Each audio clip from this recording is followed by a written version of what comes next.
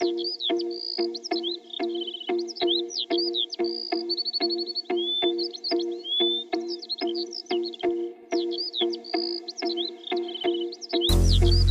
लिए आपको बहुत धन्यवाद। दोस्तों, रीट की संपूर्ण तैयारी के लिए वीडियो के नीचे डिस्क्रिप्शन है, वहां से लिंक पर जाएं और वीडियो देखें। शुरू। साथियों, पिछले वीडियो में आपको मैंने बताए थे वाक्य और उसके प्रकार। हमने देखा था कि वाक्य के 3 अलग अलग रूपों में अलग अलग प्रकार होते हैं। सबसे पहले देखा था वाक्य के संरचना की दृष्टि से उसके प्रकार 3 प्रकार थे: साधारण वाक्य, संयुक्त वाक्य और मिश्र वाक्य।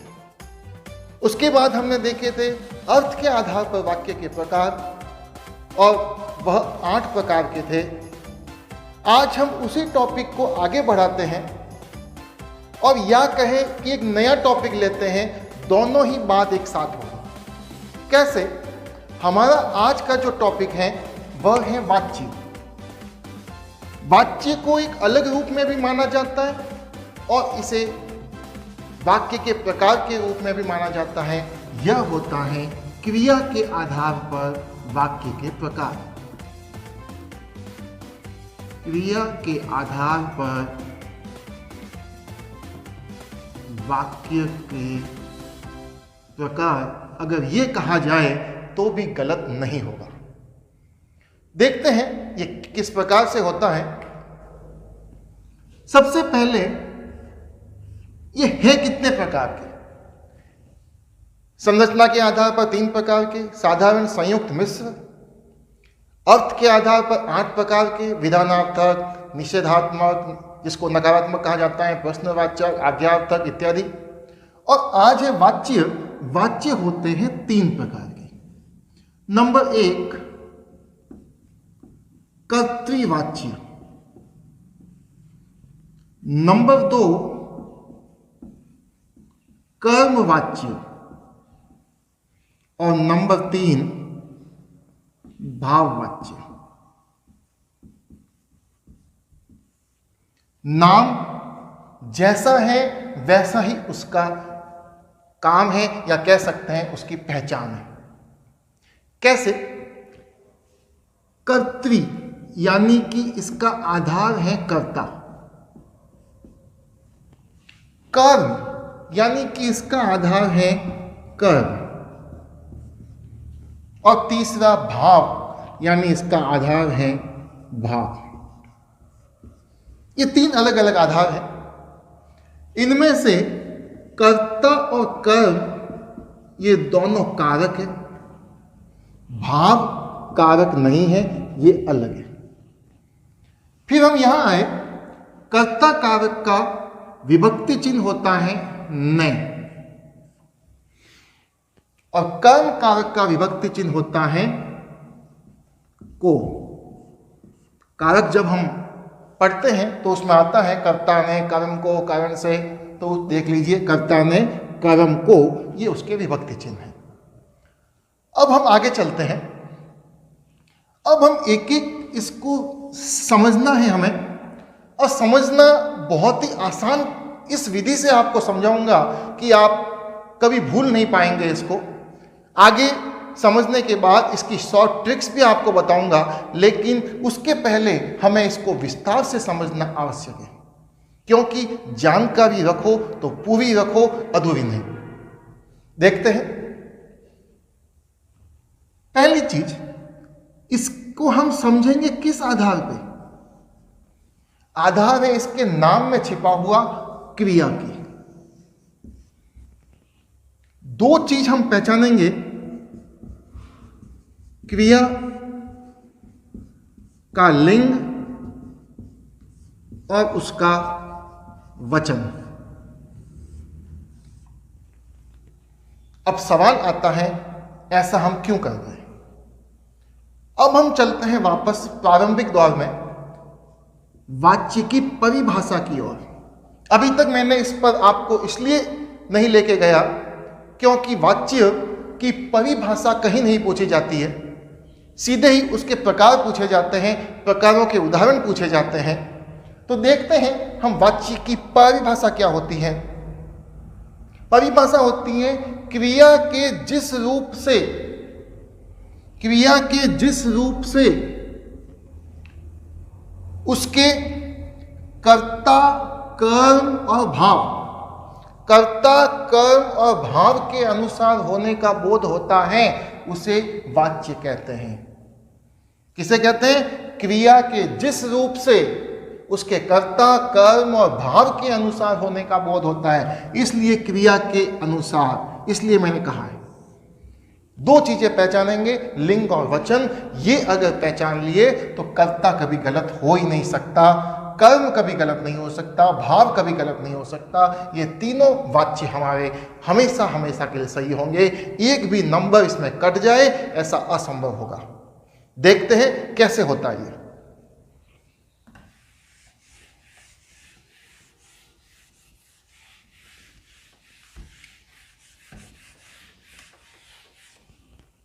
सबसे पहले हम लेते हैं कर्तृवाच्य।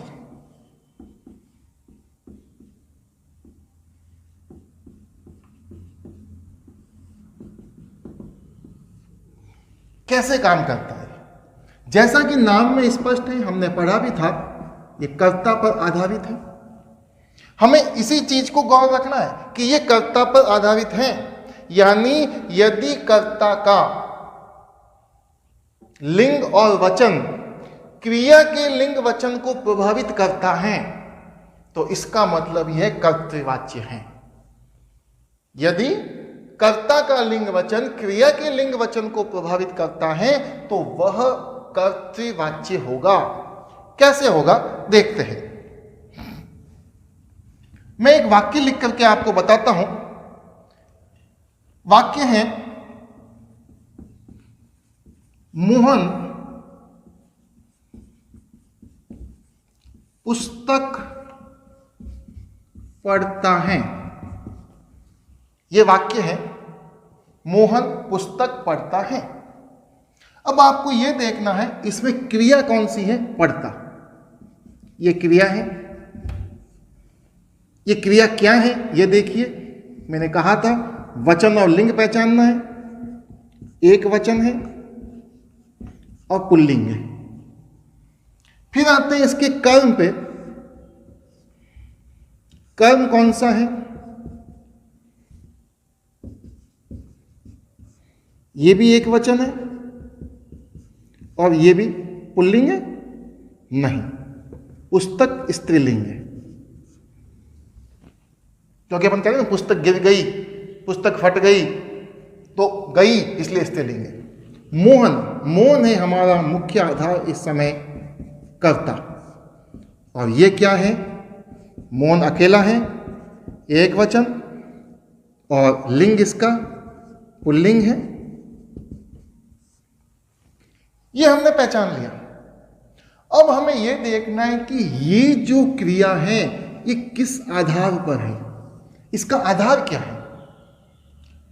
क्या इसका आधार ये पुस्तक नामक कर्म है या इसका आधार ये मोहन नामक कर्ता है? कैसे पहचानेंगे? एक बार हम पुस्तक शब्द को बदल के देखते हैं। पुस्तक की जगह मैंने एक स्त्रीलिंग की जगह पुल्लिंग शब्द लिख देते हैं, अखबार। अब देखते हैं, मोहन अखबार पढ़ता है। इस पर कोई फर्क पड़ा? नहीं पड़ा। इसका मतलब क्रिया कर्म पर आधारित नहीं है। अब हम मोहन पर आते हैं, यानी कर्ता पे आते हैं। इसको हम स्त्रीलिंग में बदल देते हैं। पहले ये पुल्लिंग था, स्त्रीलिंग में बदलते हैं। इसकी जगह हम लिख देते हैं राधा। और मोहन नहीं पढ़ना है इस बार, मोहन को भूल जाओ।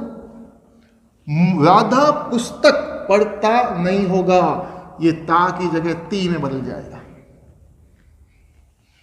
जैसे ही मोहन हटा, स्त्रीलिंग आई राधा, ता का ती हो गया। अगर इसकी जगह मैं लिखूं लड़के बहुवचन, तो ये लड़के क्या हो जाएगा? लड़के पुस्तक पढ़ती नहीं, फिर हो जाएगा पढ़ते। यानी ये फिर बदल गया। ये बदला किसके कारण? इस कर्ता के कारण। और जब ऐसी स्थिति हो जाए, कर्ता के कारण हमारी क्रिया का रूप बदल जाए, उसका लिंग और वचन बदल जाए। लिंग स्त्रीलिंग हो गया राधा लगाते, बहुवचन लड़के लगाते, ये भी बहुवचन में बदल गया। तो क्रिया का प्रभाव इस कर्ता के कारण बार बार बदल रहा है, इसलिए ये होगा कर्तृवाच्य। समझ गए होंगे। अब मैं दूसरे पॉइंट पर आता हूं। पॉइंट क्या है? क्योंकि कई बार थ्योरिकल सवाल परीक्षा में पूछे जाते हैं, उस थ्योरिकल सवाल का एक पॉइंट है, इसमें कर्ता प्रधान होता है। सीधी सी बात है, नाम ही कर्तृवाच्य है, कर्ता पर आधारित है, तो कर्ता प्रधान होगा। सीधी सी बात है। फिर हम आगे आते हैं, सबसे महत्वपूर्ण चीज, इसमें अकर्मक और सकर्मक दोनों क्रियाएं काम में आती हैं। सकर्मक और अकर्मक दोनों क्रियाएं काम में आती है, ध्यान रखना। तीसरी चीज के बाद हम चौथी चीज पे आते हैं। इसमें कर्तृवाच्य को पहचानना कैसे है, इसकी ये तरीका तो विस्तार से बता दिया। अब एक संक्षिप्त तरीके पर आते हैं। जब कर्ता विभक्ति रहित हो, जब उसमें विभक्ति नहीं हो, जैसे मौन, मौन के साथ विभक्ति नहीं है, कुछ भी लगा हुआ नहीं है, तो वहां पे कर्तृवाच्य होगा। चाहे कितने उदाहरण ले लो, राम पुस्तक पढ़ता है, मैं चाय पीती हूं, वह जयपुर जाता है, कोई भी उदाहरण ले लो, सीधा सा यहां पे अगर विभक्ति नहीं आ रही है तो वह कर्तृवाच्य होगा। क्योंकि विभक्ति नहीं आने पर क्रिया सीधे कर्ता को प्रभावित करती है, कर्ता सीधे क्रिया को प्रभावित करता है, क्रिया कर्ता के अनुसार बदलती है, इसलिए कर्तृवाच्य होगा। अब सबसे महत्वपूर्ण चीज, अगला पॉइंट देखना, ये पॉइंट आपके बहुत काम आएगा। इस पॉइंट को जब आप समझोगे, क्योंकि हम गलती कहां करते हैं वो अब पता चलेगा, क्योंकि इसके अपवाद है और परीक्षा के अंदर परीक्षक हमें कंफ्यूज करने के लिए अपवाद पूछता है, ना कि सीधे वाक्य। बहुत कम पेपर सेटर होते हैं जो सीधे वाक्य पूछते हैं, बाकी अपवाद को वो पहले डालना पसंद करते हैं। देखिए, एक वाक्य में लिखता हूं, राम ने पुस्तक पढ़ी। ये अपवाद है, ध्यान रखना। अपवाद कह सकते हैं या इसको विशेष तथ्य कह सकते हैं।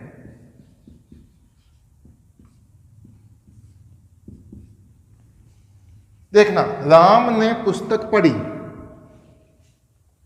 पढ़ी क्रिया है, एक वचन है और स्त्रीलिंग है। पुस्तक हमारा कर्म है, एक वचन है और ये भी स्त्रीलिंग है। राम हमारा कर्ता है, ये भी एक वचन है और ये पुल्लिंग है। अब क्या होता है, मैं यहां पर राम को हटाता हूं और राम के स्थान पर अगर मैं यहां राधा लिख देता हूं तो क्या होता है? देखो, राधा ने पुस्तक पढ़ी, स्त्रीलिंग हो गया, कोई फर्क नहीं पड़ा, कौन करता। अगर मैं लिखूं लड़के या लड़कों, बहुवचन, लड़कों ने पुस्तक पढ़ी, ये स्त्रीलिंग, ये बहुवचन। यानी पुल्लिंग हो गया, एक वचन हो गया, स्त्रीलिंग हो गया, बहुवचन हो गया, ये सारे आ गए। उसके बावजूद भी इस पढ़ी के ऊपर कोई फर्क नहीं पड़ा। ये कर्ता के आधार पर क्रिया परिवर्तित नहीं हो रही है। अब कर्म बदल के देखते हैं। पुस्तक की जगह मैं लिख देता हूं, पुल्लिंग शब्द लिखता हूं अखबार। एक ही उदाहरण से समझेंगे तो ज्यादा समझ में आएगा। अब देखिए, राम ने पुस्तक पढ़ी, राम ने अखबार पढ़ी नहीं, ये हो जाएगा पढ़ा। राम ने अखबार पढ़ा, किसके आधार पे बदला? ये कर्म को बदलने पर। कर्म को बदलने पर हमारी क्रिया बदल गई। अब हम आगे चलते हैं। यहां पे भले ही राधा लिखे, राधा ने अखबार पढ़ा, लड़कों ने अखबार पढ़ा, यानी ये परिवर्तित जो हुआ है ये कर्म के कारण हुआ है। लेकिन उसके बावजूद भी ये कर्मवाच्य नहीं होगा। ध्यान रखना। क्यों नहीं होगा, इसका ध्यान रखना है। अगर कर्ता के बाद, चाहो तो इस चीज को आप लिख सकते हो, कर्ता के साथ विभक्ति ने हो तो कर्तृवाच्य होगा। कर्ता के साथ अगर ने आता है तो कर्तृवाच्य होगा, कर्मवाच्य नहीं होगा। ध्यान रखना। इसका एक विशेष अपवाद भी है। इसके साथ में एक शर्त और है। दूसरी शर्त क्या है? ये कर्म विभक्ति रहित होना चाहिए।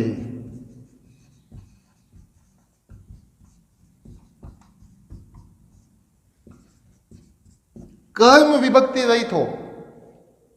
पुस्तक के साथ कुछ नहीं लगा, इस कर्म के साथ कोई विभक्ति नहीं हो, और कर्ता के साथ अगर विभक्ति हो तो वह वाक्य कर्तृवाच्य होगा। अब मैं उदाहरण बदल रहा हूं, कर्म के साथ विभक्ति लगा के बताता हूं। राम ने रावण को मारा। अब आप कहोगे यहां राम के साथ कर्ता के साथ न है तो ये कर्तृवाच्य होना चाहिए, लेकिन नहीं, मैंने ये भी शर्त लगाई है, कर्म विभक्ति रहित होना चाहिए। ये कर्म रावण है यहां पे और उसके साथ ये को आ गया, इसलिए ये कर्तृवाच्य नहीं होगा। यह वाक्य कर्तृवाच्य नहीं होगा। ये क्या होगा ये हम आगे पढ़ेंगे। ये कौन सा वाक्य है, इसको कैसे पहचानेंगे, इसका विश्लेषण हम कुछ समय बाद करेंगे। अभी आप इसका आनंद लीजिए। आपको आगे एक से बढ़कर एक रोचक जानकारी इसके बारे में मिलेगी और अंत तक आप इस स्तर पर पहुंच जाओगे कि वाच्य अगर परीक्षा में कोई भी आ गया आप गलत कर ही नहीं पाओगे, चाहते हुए भी उसको नहीं करोगे, सीधा देखते ही पहचान लोगे कि ये हमारा वाच्य का ये उत्तर होगा। देखिए अभी तो पहली शर्त, हमने पहला उदाहरण क्या लिखा था, राम पुस्तक पढ़ता है, यानी कर्ता के साथ कोई विभक्ति नहीं हो, और अगर विभक्ति है तो वो नए विभक्ति हो, लेकिन नए अगर है तो कर्म के साथ कोई विभक्ति नहीं होनी चाहिए। देखिए आप, एक बार पुनः मैं आपको समझाता हूं, इस चीज को लिख करके बताता हूं ताकि आप स्पष्ट हो जाए, अच्छे तरीके से इस चीज को समझ सके।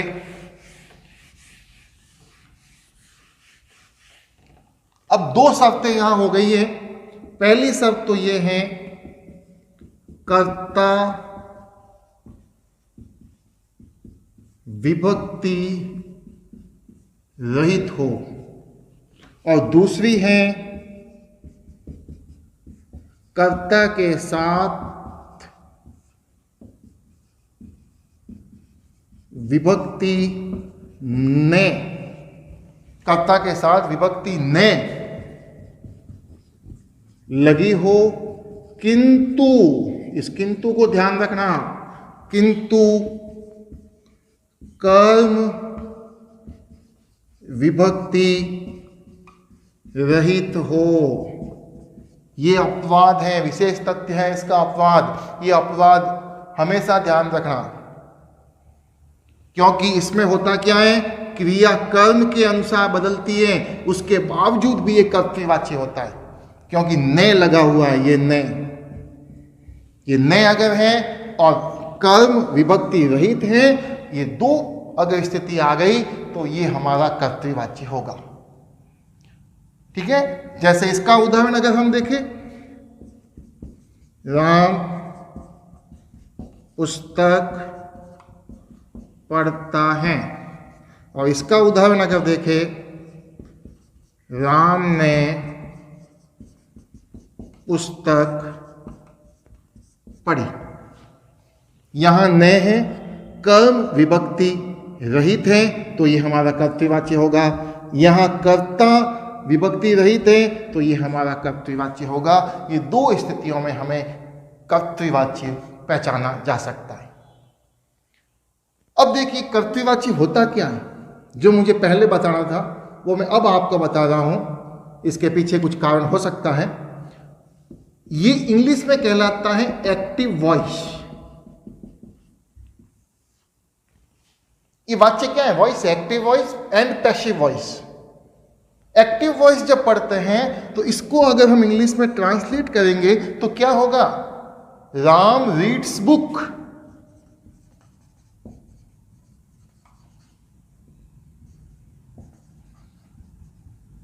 और इसको जब करेंगे, राम ने पुस्तक पढ़ी, राम रेड बुक। राम ने पुस्तक पढ़ी, अब अंग्रेजी इतनी ही आती है, राम रेड बुक। अब हुआ क्या यहां पे? देखिए आप, वाक्य वो का वो है, कोई फर्क नहीं पड़ा। ये पैसिव वॉइस नहीं है। अगर पैसिव वॉइस होता तो वो कर्मवाच्य होता। Book is read by Ram तो होता, book was read by Ram तो होता। तो इसलिए हमें हिंदी में वाक्यों को इस प्रकार ध्यान में रखना है। अगर कर्ता के साथ विभक्ति न आती है और कर्म विभक्ति रहित हो तो वह कर्तृवाच्य होगा, और दूसरा कर्ता अगर विभक्ति रहित हो तो ऐसी स्थिति में वह कर्तृवाच्य होगा। यह था हमारा कर्तृवाच्य। अब हम लेते हैं हमारा दूसरा वाच्य, वह है कर्मवाच्य, जिसको अंग्रेजी में कहा जाता है पैसिव वॉइस।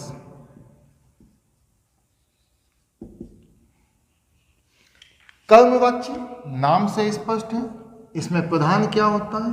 कर्म।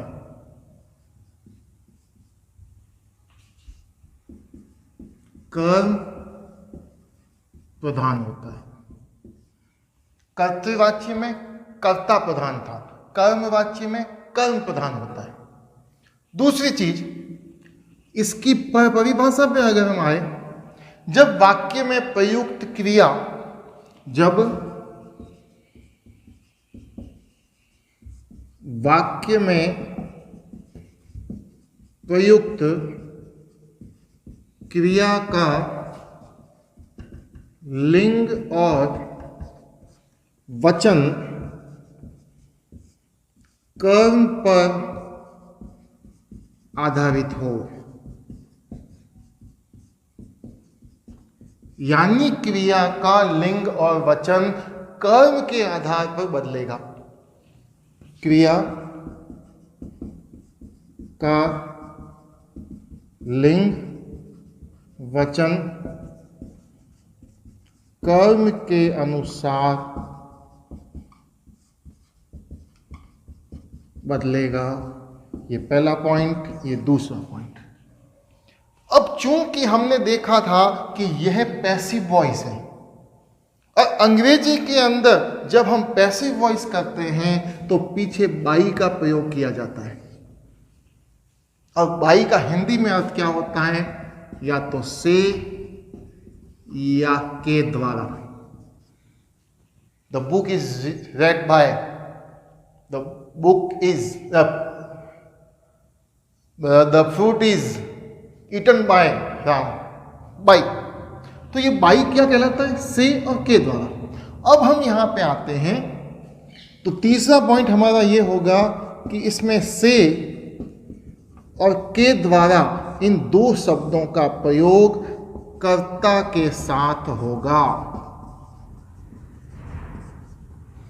इस चीज को ध्यान रखना, कर्ता के साथ से और के द्वारा इन दो शब्दों का प्रयोग होगा। कर्ता के साथ से या के द्वारा का प्रयोग होगा। अब चौथा पॉइंट, इसमें केवल सकर्मक क्रिया का प्रयोग होता है। अब आप कहोगे कैसे? सीधी सी बात है, जब कह दिया कि ये कर्म वाच्य है तो बिना कर्म के तो ये कर्म जब आएगा ही नहीं। जब क्रिया का लिंग और वचन कर्म के अनुसार बदल रहा है तो कर्म होगा तो बदलेगा, और जिसमें कर्म होता है उसे क्या कहते हैं? सकर्मक क्रिया। तो ये चार मेन पॉइंट है, इन चार पॉइंटों को आपको याद रखना है। अब इसको उदाहरण के द्वारा हम समझते हैं। चाहो तो इसको नोट कर सकते हो, इसका स्क्रीनशॉट ले सकते हो। अब हम इसको एक उदाहरण के द्वारा समझते हैं कर्मवाच्य को। देखिए, राम के द्वारा हम एक ही प्रकार के उदाहरण को लेंगे ताकि हमें समझने में किसी प्रकार की कठिनाई नहीं हो। देखिए आप, राम के द्वारा पुस्तक पढ़ी जाती हैं। राम के द्वारा पुस्तक पढ़ी जाती हैं। ये पढ़ी जाती हैं, ये क्या है? क्रिया है, पढ़ना या जाना, पढ़ा जाना, एक वचन है और स्त्रीलिंग है। पुस्तक हमारा कर्म है, ये एक वचन है और स्त्रीलिंग है। राम हमारा कर्ता है इस वाक्य में, और ये भी एक वचन है और पुल्लिंग है। ये हमें बहुत आवश्यक है। जब तक ये नहीं पहचानेंगे तब तक वाक्य में हम आगे नहीं बढ़ पाएंगे। अब परिवर्तन कैसे होता है आप ये देखिए। अब मैं यहां पर राम के स्थान पर जो पुल्लिंग है इसको स्त्रीलिंग में बदल देता हूं, और यहां लिख देता हूं जो पहले लिखा था अपन ने, राधा, स्त्रीलिंग। अब हमें राम नहीं पढ़ना है, राम की जगह राधा आ गया। राधा के द्वारा पुस्तक पढ़ी जाती है, बिल्कुल सही वाक्य है। यानी यहां स्त्रीलिंग करने के बावजूद भी क्रिया में कोई परिवर्तन नहीं आया। यानी कर्ता को पुल्लिंग से स्त्रीलिंग किया, कोई परिवर्तन नहीं आया। अब हम इसको बहुवचन करते हैं। लड़कों के द्वारा पुस्तक पढ़ी जाती है, कोई परिवर्तन नहीं आया। यानी हमने कर्ता को पुल्लिंग करके देख लिया, स्त्रीलिंग करके देख लिया, एक वचन करके देख लिया, बहुवचन करके देख लिया। और स्त्रीलिंग बहुवचन करना है, लड़कियों लिख दो। लड़कियों के द्वारा पुस्तक पढ़ी जाती है तो भी क्रिया पे कोई फर्क नहीं पड़ रहा है। अब हम यही प्रयोग कर्म पे करके देखते हैं। कर्म पुस्तक है, यहां हम अखबार लिखते हैं, ये स्त्रीलिंग था, ये पुल्लिंग है, और एक वचन। राम के द्वारा पुस्तक पढ़ी जाती है, इसको पुल्लिंग में बदला, राम के द्वारा अखबार पढ़ी जाती है, नहीं, ये हो जाएगा पढ़ा जाता है। जब राम आ गया, अखबार आ गया राम के साथ में, यानी कर्म बदल गया तो ये बदल गया, क्रिया अपने आप परिवर्तित हो गई। अब यहां पे हम इसकी जगह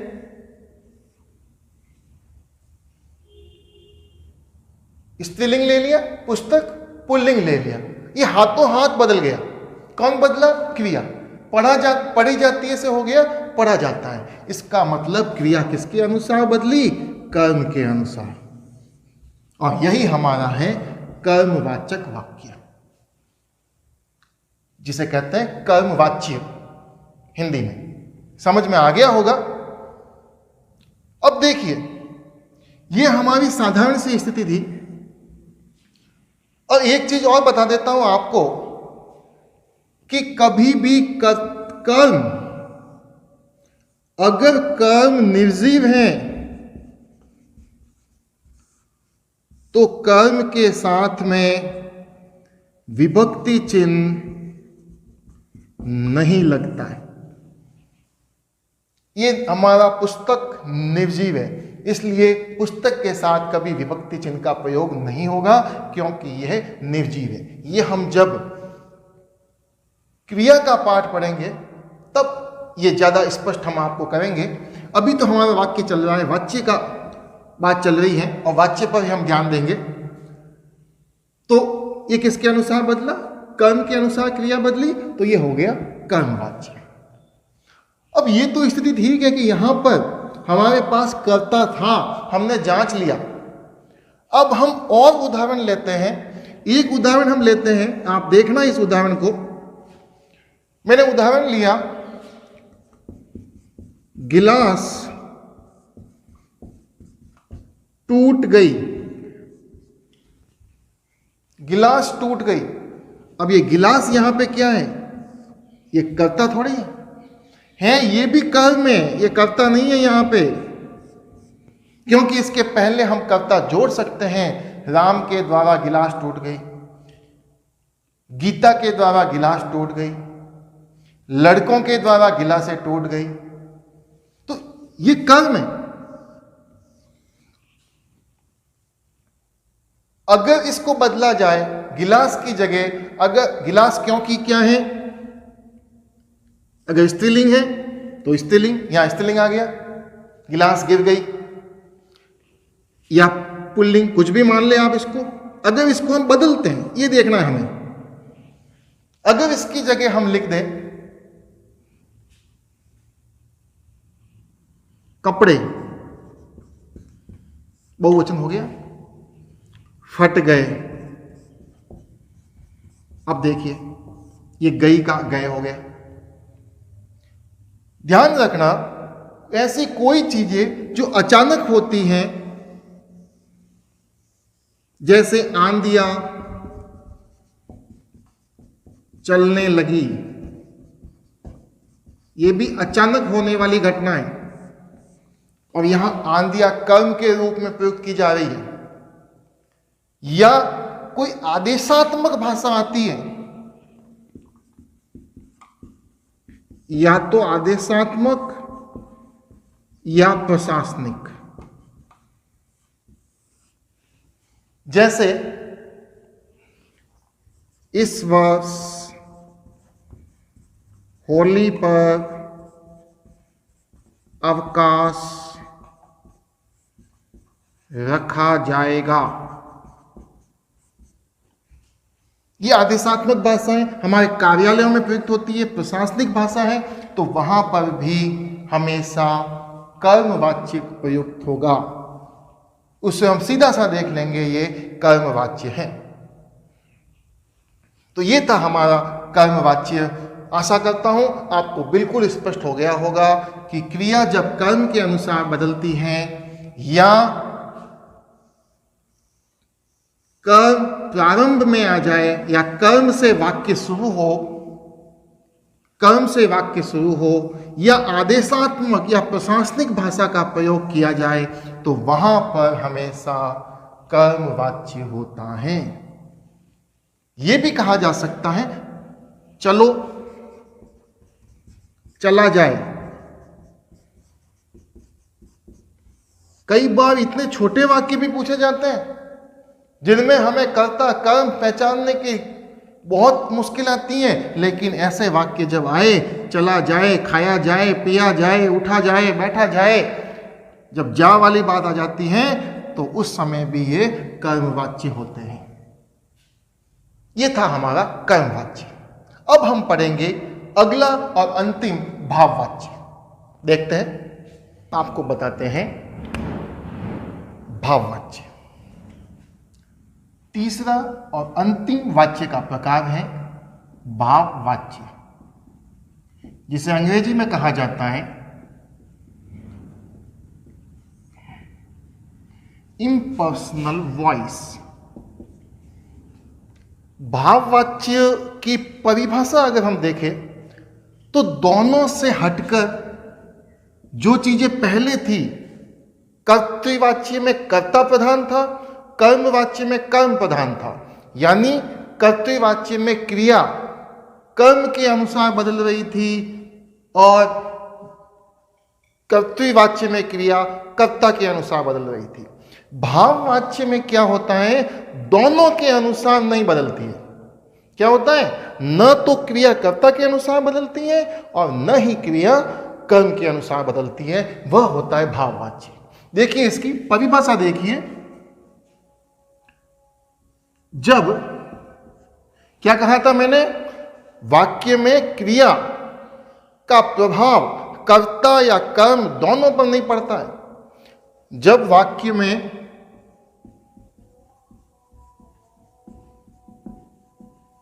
प्रयुक्त क्रिया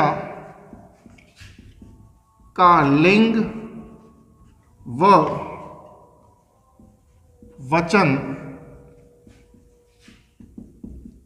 कर्ता व कर्म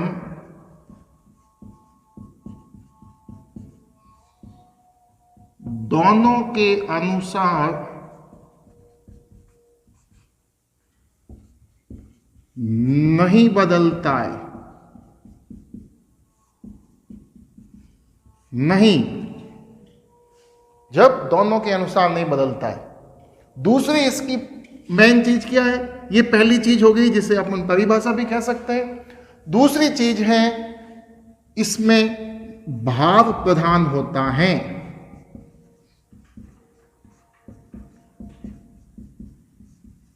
क्रिया के अंदर पहले कर्तृवाच्य में कर्ता प्रधान था, कर्मवाच्य में कर्म प्रधान था और भाववाच्य में भाव प्रधान है, जैसा कि नाम से स्पष्ट है। तीसरी महत्वपूर्ण चीज, इसमें अकर्मक क्रिया का प्रयोग किया जाता है। कर्तृवाच्य में अकर्मक और सकर्मक दोनों क्रियाएं आ रही थी, कर्मवाच्य में केवल सकर्मक क्रिया आ रही थी और भाववाच्य में केवल अकर्मक क्रिया आती है, उसमें कर्म नहीं होता है। और चौथी चीज, इसकी जो क्रिया होती है वह क्रिया सदैव, हमेशा ध्यान रखना, सदैव कभी भी परिवर्तित नहीं होगी। दो लक्षण होते हैं, एक तो वह सदैव पुल्लिंग में होती है और वह एक वचन में होती है। न तो उसका लिंग परिवर्तन होगा, न तो स्त्रीलिंग में बदलेगी, न ही वह बहुवचन में बदलेगी। और तीसरी चीज इसकी एक और है, हालांकि वह एक विशेष परिस्थिति में परिवर्तित हो सकती है, इसमें अन्य पुरुष का प्रयोग किया जाता है, यानी बात को कहने वाला और बात को सुनने वाला, उसका प्रयोग इस वाक्य में नहीं होता है। तीसरा आदमी जिसके बारे में चर्चा हो रही है, उसी का प्रयोग भाववाच्य में किया जाता है। अब हम इसको एक उदाहरण के द्वारा समझते हैं। जैसे देखें, हम सोहन के द्वारा खाया नहीं जाता। सोहन के द्वारा खाया नहीं जाता कहाँ था, इसके अंदर भी, हाँ ये बात ही बता देता हूं, इसमें भी कर्ता के साथ के द्वारा और से का प्रयोग होता है। कर्मवाच्य में भी होता है और भाववाच्य में भी होता है। तो ये कर्ता इसके साथ आ गया के द्वारा। दूसरी चीज, इसमें कर्म नहीं होता है, अकर्मक क्रिया होती है। देखिए इसमें कर्म का अभाव है, कर्म नहीं है, इसमें खाया जाता है, कर्म कब मिलता है? क्रिया में जब पढ़ते हैं, जब कर्म को पहचानना हो तो उसकी दो बातें हैं। क्रिया से दो सवाल पूछो आप, सिर्फ दो सवाल, ज्यादा नहीं। क्या पूछना है? पहला सवाल पूछना है क्या, और दूसरा सवाल पूछना है किसको। इनका जो उत्तर आएगा वही होगी कर्म। खाया जाता है, पूछो इससे किसको खाया जाता है? कोई उत्तर नहीं है। क्या खाया जाता है? कोई उत्तर नहीं है। अगर यहां फल होता, आम होता, केला होता, रोटी होती तो कर्म होता वह, लेकिन उत्तर नहीं, कर्म नहीं है। क्रिया पुल्लिंग में होती है, ये देखिए, खाया जाता और एक वचन, ये पुल्लिंग और एक वचन है। अन्य पुरुष, बात किसकी हो रही है? सोन की हो रही है, मेरी और आपकी, यानी बात कहने वाले उत्तम पुरुष और मध्यम पुरुष की नहीं होती है। कहा जाता है किताबों में सैद्धांतिक बात आती है एक, और वो सैद्धांतिक बात क्या होती है कि भाववाच्य निषेधात्मक होते हैं। लेकिन यह बात 100% सही नहीं है, इसलिए हमें इस बिंदु पे ध्यान नहीं देना है। हाँ, जब सैद्धांतिक सवाल पूछा जाए इनमें से कौन सी भाववाच्य की विशेषता है या नहीं है, तो उसमें कहा जाएगा कि भाववाच्य निषेधात्मक होता है। लेकिन व्यावहारिक दृष्टि से हम देखें तो इसको हम ऐसे भी लिख सकते हैं, सोहन से खाया जाता है, यह भी हो सकता है। सोहन के द्वारा खाया जाता है, यह भी हो सकता है। राधा से चला जाता है, यह भी हो सकता है। राधा से चला नहीं जाता है, यह भी हो सकता है। लड़कियों से नहीं दौड़ा जाता, यह भी हो सकता है। लड़कियों से भागा जाता है, यह हो सकता है। यानी कि इसकी ये जो शर्तें हैं ये पूरी होगी। अब मैं आपको बताने जा रहा हूं वह बात जिसकी वजह से सवाल गलत होते हैं। कौन सा है? इस चीज को विशेष ध्यान देना, स्पेशल, वेरी इंपॉर्टेंट बात है ये किताबों में भी नहीं मिलेगी, और मिलेगी तो हो सकता है गलत मिले। मैंने देखी है 2-3 किताब। क्या है? यह एक विशेष तथ्य है। कर्तृवाच्य में मैंने आपको पढ़ाया था, क्या पढ़ाया था कि कर्ता के साथ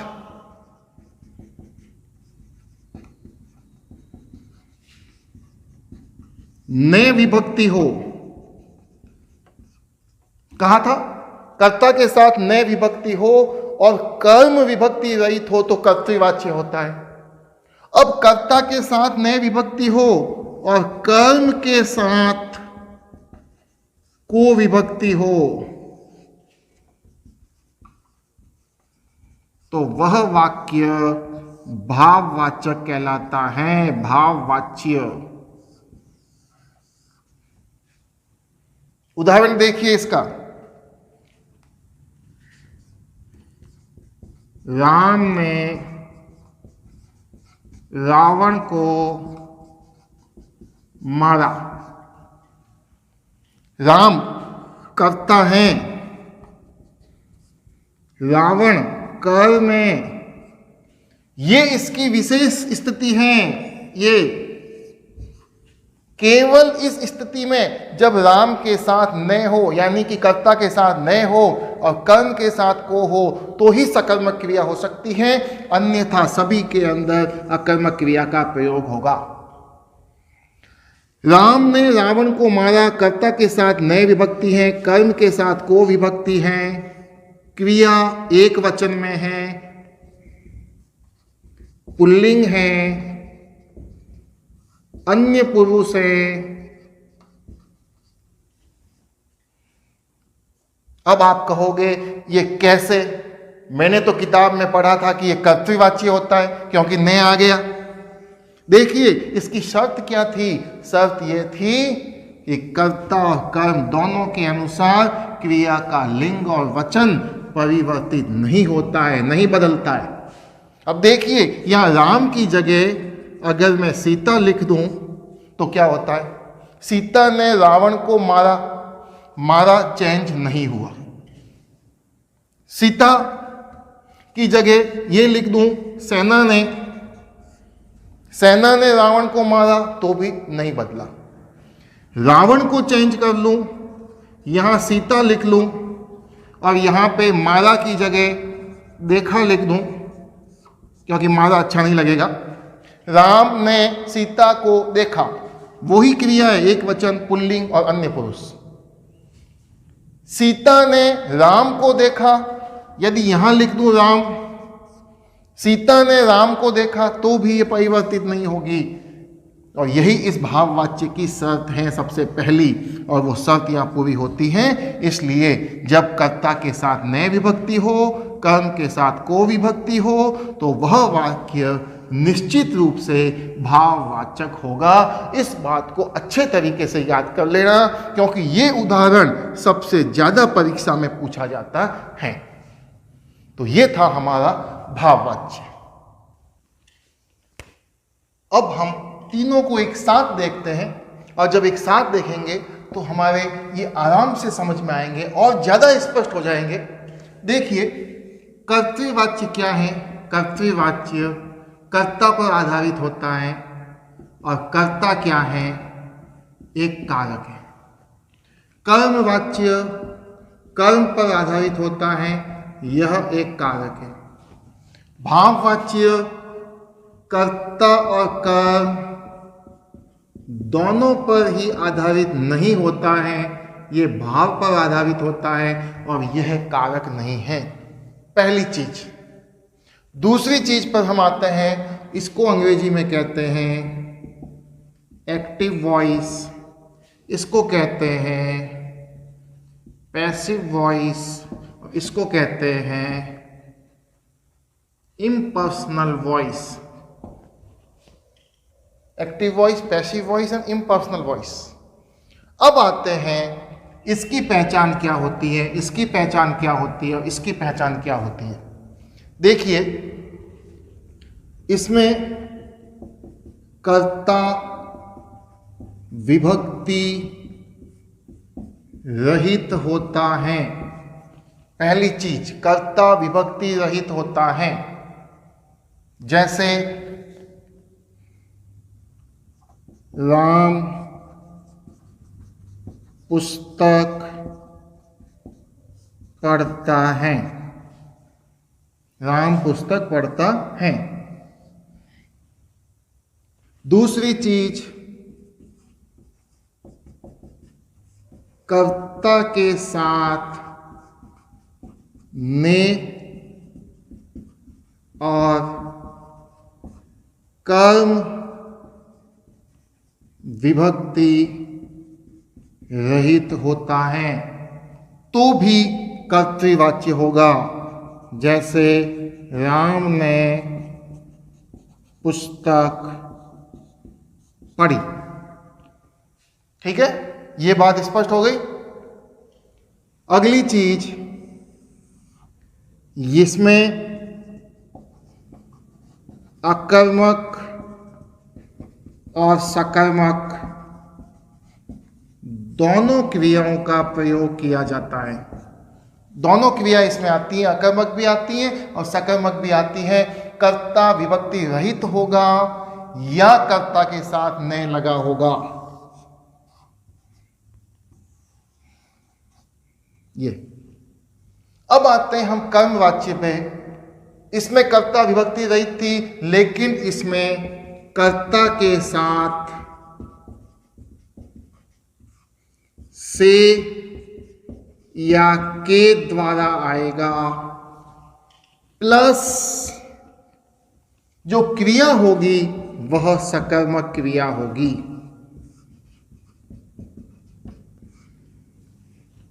जैसे उदाहरण के द्वारा हम यहां समझेंगे इसको। क्या उदाहरण हमने लिखा था? राम के द्वारा पुस्तक पढ़ी जाती है।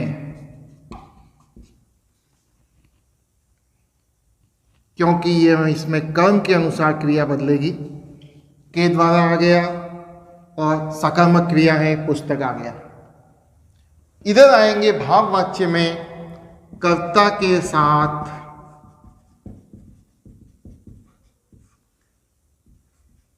के द्वारा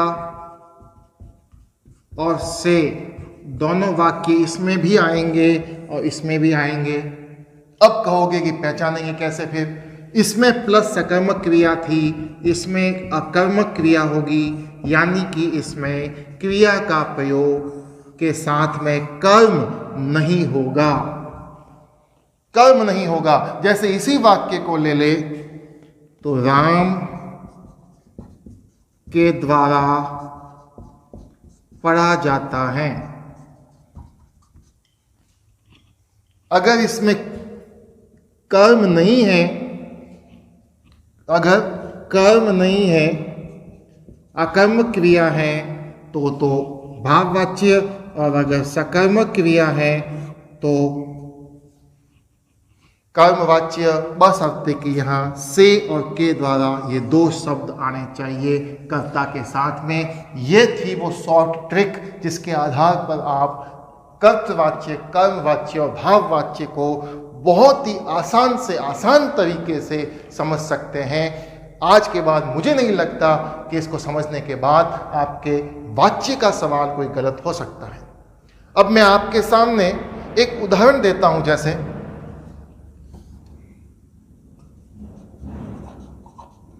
अखबार फट गया, ये कौन सा वाक्य है? पहली चीज हमें यह देखनी है कि इसमें कर्म है या नहीं है। सब कुछ छोड़ दो, पहले यह देखो कि कर्म है या नहीं है। अगर कर्म है, अगर कर्म है तो वो या तो कर्तृवाच्य होगी या कर्मवाच्य होगी, भाववाच्य उत्तर हमारा हट जाएगा। अगर कर्म नहीं है तो कर्मवाच्य हट जाएगा, या तो कर्तृवाच्य होगा या भाववाच्य होगा। एक को हम एलिमिनेट कर सकते हैं और उसके बाद हम क्या देखेंगे? कर्ता है क्या? कर्ता है ही नहीं तो कर्तृवाच्य नहीं है। कर्म है तो भाववाच्य नहीं है। पीछे बच गया हमारा कर्मवाच्य, तो ये कर्मवाच्य होगा। एलिमिनेट करके कैसे किया जाए वो बताया आपको। हमने नियम में बताया था कि अगर पहले कर्म आ जाए सीधा ही तो वह कर्मवाच्य होगा, क्योंकि यहां पहले भी लिख सकते हैं राम के द्वारा अखबार फट गया, सीता के द्वारा, मोहन के द्वारा अखबार फट गया। तो ये था हमारा वाच्य।